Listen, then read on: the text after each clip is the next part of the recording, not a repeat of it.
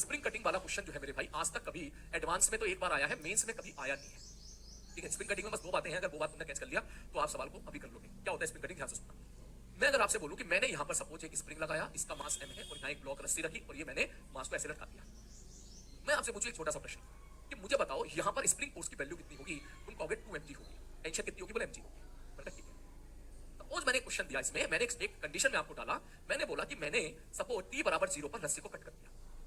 ठीक है सर, तो जैसे ही रस्सी को कट करोगे, ये a है ये b है, तो एक्सेलरेशन ऑफ b तो हो जाएगा नीचे की तरफ।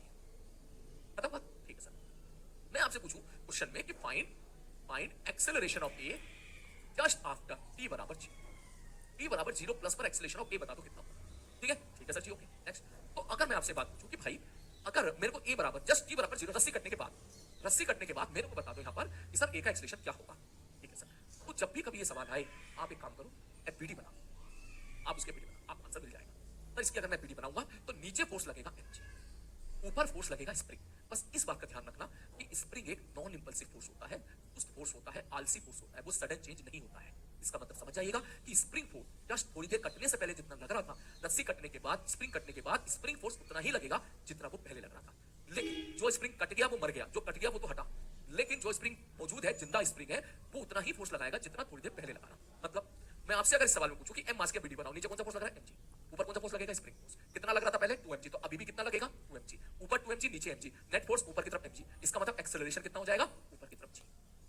ऐसे सवालों को किया जाए, हरी बात समझ में, ऊपर की तरफ g एक्सेलरेशन। क्या एक्सेलरेशन हमेशा ऊपर की तरफ g होगा? नहीं, ये जस्ट t बराबर 0 प्लस पर है, क्योंकि थोड़ी देर के बाद जब ये ब्लॉक ऊपर मूव करेगा तो स्प्रिंग का जो एलोंगेशन था वो चेंज होने लगेगा, स्प्रिंग फोर्स बदलना स्टार्ट हो जाएगा, तो एक्सेलरेशन भी तेरा बदलना स्टार्ट हो जाएगा और ये पार्टिकल करेगा एसएचएम, जिसका टाइम पीरियड होता है t बराबर 2π√m/k।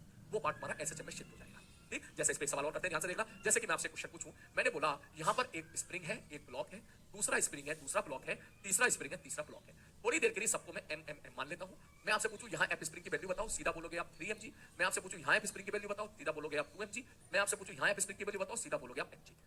सपोज मैंने क्वेश्चन में बोला, ध्यान से समझना, मैंने क्वेश्चन में बोला कि मैंने सपोज इस वाले स्प्रिंग को कट कर दिया, स्प्रिंग को कट कर दिया। अब इसके स्प्रिंग के कट करने के जस्ट बाद तीनों ब्लॉक का एक्सेलरेशन बताओ, ए का, बी का और सी का एक्सेलरेशन बताओ, ए का, बी का और सी का एक्सेलरेशन बताओ। तो आप एक ही एफबीडी बनाओ। इसका मास कितना है? m, नीचे कितना लगेगा? mg।